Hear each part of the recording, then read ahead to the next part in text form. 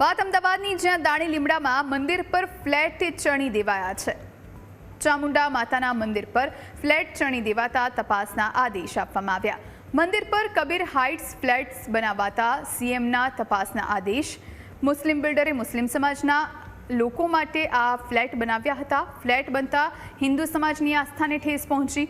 મંદિર પરિસર પાસેથી જ પસાર થઈ રહી છે ડ્રેનેજ લાઇન। ફ્લેટની પાસે જ આવેલી છે અનેક નોનવેજની દુકાનો। એએમસીની કલેક્ટર સુધી અનેક ફરિયાદો છતાં ન આવ્યું નિરાકરણ। સમસ્યાનો ઉકેલ ન આવતા રહીશોએ મુખ્યમંત્રીને ફરિયાદ કરી। ફરિયાદ મળતા જ મુખ્યમંત્રીએ તપાસના આદેશ આપ્યા। ભાઈ કેટલા ટાઈમથી અહીંયા એમની સેવા કરું છું અને એ મંદિર દર સાલ હું કલર કરતો હતો એને એ કારણે ના ગોલ ફરતે જે જગ્યા ખુલ્લી હતી, જે ગરબા અમે રમતા હતા, એ કારણે અમને આ તકલીફ વધારે પડી ગઈ ને એ ટાઈમે અમે કીધું હતું પણ કોઈ જાણા કોઈ હાથમાં પણ કામ લીધું નહીં। એ બાબતે અમે કહેવા માંગીએ છીએ કે આ જે કામ અત્યારે ચાલ્યું છે એ અમને સારું લાગે છે, એ યોગ્ય લાગે છે। એ યોગ્ય કારણે કે અમારા મંદિરની જે અડધો ફરતે જે જગ્યા ખુલ્લી હતી ને એ અમારે ખુલ્લી જોઈએ ને એના કારણે ગરબા અમારા બંધ રહે છે અને પ્રોગ્રામો જે થતા હતા એ બધા બંધ થઈ ગયા। અને અમે ધારે કે અમે આ મંદિરને એક માનવ રાખીએ છીએ કે આ મંદિર જેટલું અમારું ખુલ્લું રહેતું હતું ને એ રીતે ખુલ્લું રહે એ કારણે એ બાબતે અમે આ જણાવ્યું છે।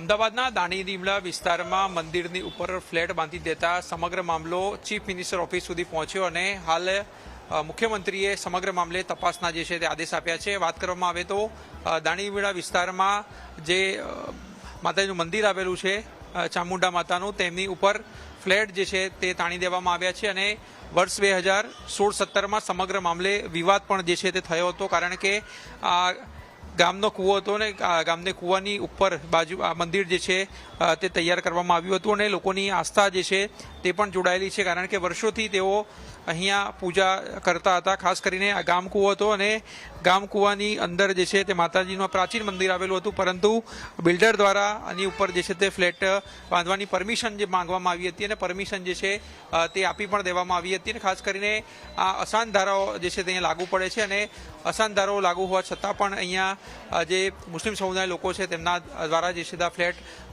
બનાવવામાં આવ્યા અને તમામ લોકો જે છે તે પણ એ મુસ્લિમ સમુદાયના લોકો રહે છે। તમે પણ જોઈ શકો છો કે 3 માળના ફ્લેટમાં તમામ જે છે તે મુસ્લિમ સમુદાયના લોકો જે છે તે અહીંયા વસવાટ કરે છે, એટલે તેમની તમામ ચીજ વસ્તુઓ જે છે તે અહીંયા કરતા હોય છે। ખાસ કરીને એક અલગ સમાજના લોકો રહેતા હોવાના કારણે પણ લોકોની આસ્થા જે છે તે મંદિર સાથે જોડાયેલી છે અને પહેલેથી જ આ વિવાદમાં મંદિર રહ્યું છે। કલેક્ટર સુધી આની ફરિયાદ કરવામાં આવી હોવા છતાં પણ કોઈ પણ પ્રકારની કાર્યવાહી ન કરતા રહીશોએ જે છે તે ચીફ મિનિસ્ટર સુધી ફરિયાદ કરી હતી અને આ મામલે જે છે તે હવે મુખ્યમંત્રીએ તપાસના આદેશ આપ્યા છે। આપણી સાથે ગામના લોકો છે તેમની સાથે વાત કરશું। કેટલા વર્ષથી આ મંદિર જુઓ છો અને આ જે વિવાદ થયો હતો સીએમ? મંદિર તો લગભગ મારો જન્મ થયો ત્યારનું અહીંયા જોઉં છું। પહેલાં ગામ કૂવો હતો, એની ઉપર ગામવાળાએ બધા મળીને ચામુંડાનું મંદિર, માતાજીનું મંદિર ઊભું કરેલું। આ ફ્લેટ બની ગયા, કેટલો વિરોધ લોકોનો? ફ્લેટ બન્યા તો કેટલો વિરોધ હતો લોકો? ફ્લેટ બન્યા ત્યારે પણ ઘણા ગામવાળા લોકોએ વિરોધ કરેલો, અરજીઓ પણ કરેલી કલેક્ટર સુધી, પણ એને કોઈ ધ્યાને લીધી કે ના લીધી એ સરકાર જાણે।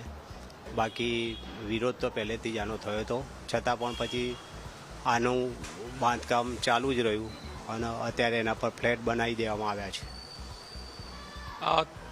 ઉપર લોકો વસવાટ કરતા હોય અને નીચે મંદિર હોય, ધજાની સાથે કેટલી આપણને ઠેસ પહોંચે આસ્થાને?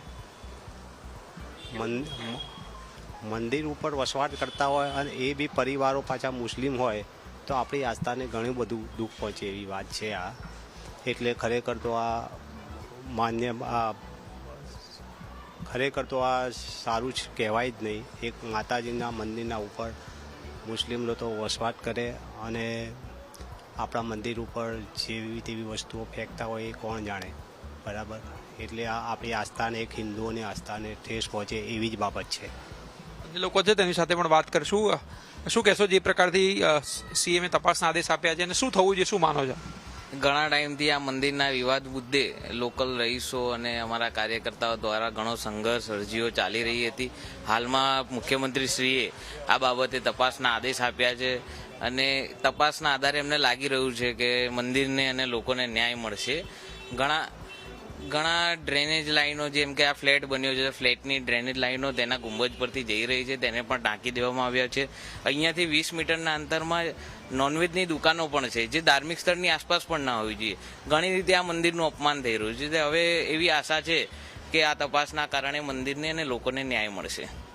લોકોને ન્યાય મળશે, એમને પણ રહી છે. મિત્ર, શું કહેશો? હિન્દુની આસ્થાને ઠેસ પહોંચી છે, લોકો રહેતા હોય, ડ્રેનેજ લાઈન પર પસાર થતી હોય, મંદિરમાં પૂજા અર્ચા કોણ કરતું હોય છે? અત્યારે તો હાલ અહીંયાના રહીશો બધા જે પૂજા અર્ચના કરી રહ્યા છે. અને વર્ષો જૂનું આ દાણી લીમડાનું એકમાત્ર મંદિર એવું છે કે જે મિડલમાં આવેલું છે. અને વર્ષોથી અહીંયા નવરાત્રિમાં બી લોકો ગરબા રમતા હતા, બધું બહુ સારા એવા કાર્યક્રમો થતા હતા ધાર્મિક. અત્યારે હાલ તો અહીંયા જો પાર્કિંગ બનાવી દીધું છે આ લોકોએ બધાએ, તમે જુઓ જ છો, બધા લઘુમતી સમાજના લોકો અહીંયા રહે છે. તો અત્યારે માત્ર અહીંયા પૂજા અર્ચના જ થાય છે, બાકી કોઈ આપણા તહેવારો ઉજવાતા નથી. પ્લસ કે અહીંયા ઉપર તમે જે રીતે કીધું કે લોકોના ટોયલેટો બી હશે, ઘણી બધી વસ્તુઓ હશે. તો મારી તો એટલી જ સરકારશ્રીને વિનંતી છે કે જે રીતે તમે પગલાં લીધા છે સારું જ છે, તો આનો નિકાલ આવે તેવી આશા છે.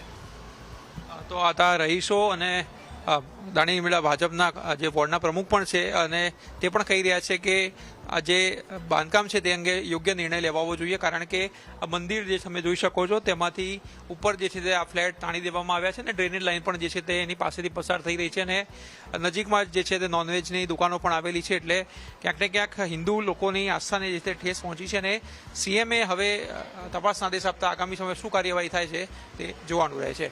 કેમેરામેન ઓમ પટેલ સાથે આશુતોષ ઉપાધ્યાય, ન્યૂઝ કેપિટલ, અમદાવાદ.